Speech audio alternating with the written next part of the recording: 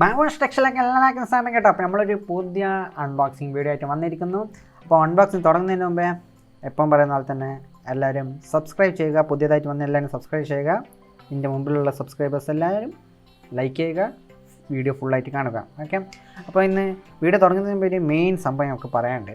വേറൊന്നല്ല, നമ്മുടെ channel BaBu Monz TeChz 100 subscribers കടന്നിരിക്കുന്നു. Okay, അപ്പോൾ ഭയങ്കര സന്തോഷമുള്ള ദിവസമാണ്.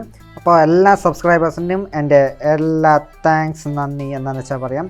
ഓക്കെ, അപ്പോൾ നമുക്ക് നമ്മളെ ചാനൽ ഇനിയും ഉയർത്തണം. എന്താ വെച്ചാൽ ഈ 100 സബ്സ്ക്രൈബേഴ്സ് അല്ല, ഒരു എന്താ പറയുക, ആദ്യം ഒരു 1000, പിന്നെ ഒരു 50K, പിന്നെ 1 million. ഓക്കെ, അപ്പോൾ ഈ സബ്സ്ക്രൈബർ കൗണ്ട് എന്താ പറയുക, എല്ലാവരും കൂടുതൽ സബ്സ്ക്രൈബ് ചെയ്തുകൊണ്ടിരിക്കും. ഓക്കെ, നമ്മളപ്പോൾ ഈ ബോക്സിന് തുറക്കാൻ പോകുന്നു.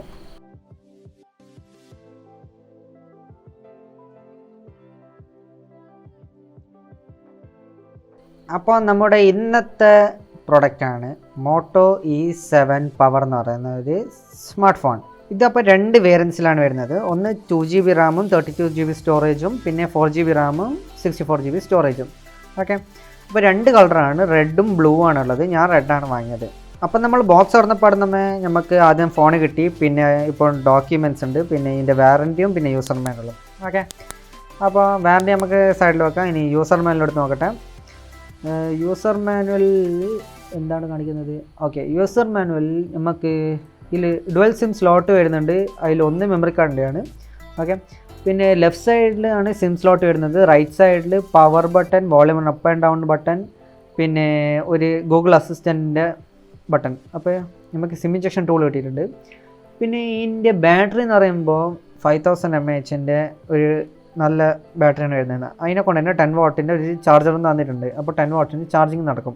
പിന്നെ ഇതിൻ്റെ കേബിൾ എന്ന് പറയുന്നത് USB Type-C കേബിളാണ്. ഓക്കെ, അപ്പോൾ ഒരു എന്താ പറയുക, ഫ്യൂച്ചർ പ്രൂഫാണ്, Type-C ആയതുകൊണ്ട്. ഓക്കെ, നമുക്ക് ഇതിൻ്റെ സ്റ്റിക്കറെല്ലാം പൊളിച്ചിട്ട് ഇനി നോക്കട്ടെ. നമുക്ക് പിന്നെ ഇതിൻ്റെ ഫിംഗർ പ്രിൻറ്റ് സ്കാനർ വരുന്നത് ബാക്ക് സൈഡിലാണ്. അപ്പോൾ നമുക്കിത് പവർ ഓൺ ചെയ്തിട്ട് നോക്കാം. ഇത് പവർ ഓൺ ചെയ്യുന്ന സമയത്തിൽ ഞാൻ നിങ്ങൾക്ക് ഡിസ്പ്ലേനെ പറ്റി പറഞ്ഞുതരാം. ഡിസ്പ്ലേ എന്ന് പറയുമ്പോൾ 6.5 ഇഞ്ചസിൻ്റെ HD+ LCD ഡിസ്പ്ലേ ആണ് വരുന്നത്. ഓക്കെ, ഇതിൻ്റെ ഗ്ലാസ് എന്ന് പറയുന്നത് പാൻഡ ഗ്ലാസ്, ഗൊറില്ല ഗ്ലാസിൻ്റെ അതേ ലെവലിൽ വരുന്നത് പാൻഡ ഗ്ലാസ് എന്ന് പറയുന്ന ഗ്ലാസ്സാണ് യൂസ് ചെയ്തിട്ടുള്ളത്. ഓക്കെ, അപ്പോൾ പിന്നെ ഇതിൻ്റെ ബ്രൈറ്റ്നെസ് എല്ലാം കുഴപ്പമില്ലാത്തൊരു ബ്രൈറ്റ്നെസ് ആയിരിക്കും. ഓക്കെ,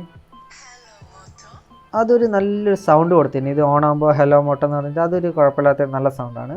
ഇനി ഞാൻ ഇത് വേഗം സെറ്റപ്പ് ചെയ്യട്ടെ. ഇത് സ്റ്റാർട്ടിങ്ങിൻ്റെ ഇതൊന്ന് ഞാൻ സെറ്റപ്പ് ആയിട്ട് ഒന്ന് സ്പീഡാക്കി തരാം.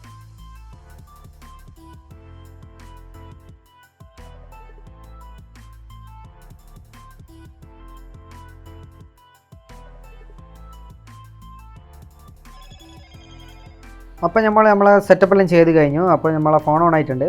ഓക്കെ, അപ്പോൾ തീരെ ബ്ലോട്ടർ ഇല്ലാത്ത സ്റ്റോക്ക് ആൻഡ്രോയിഡ് എക്സ്പീരിയൻസ് ആണ് ഈ ഫോണിൽ വരുന്നത്. ഓക്കെ, പിന്നെ ഈ ഫോണിനെ പറ്റി പറയാനാണെങ്കിൽ ഇതിൻ്റെ ഹീലിയോ G25 പ്രൊസറാണ് വരുന്നത്. പിന്നെ ആദ്യം പറഞ്ഞ പോലത്തെ 2 വേരിയൻസ് ആണ് വരുന്നത്. ഓക്കെ, പിന്നെ ഇതിൻ്റെ നമ്മുടെ സ്വന്തം ഫിംഗർ പ്രിൻറ്റ്, അപ്പോൾ ഒരു കുഴപ്പമില്ലാത്ത റെസ്പോൺസ് ടൈം വരുന്നത് നല്ലൊരു ഫിംഗർ പ്രിൻറ്റ് സ്കാനറാണ് വരുന്നത്.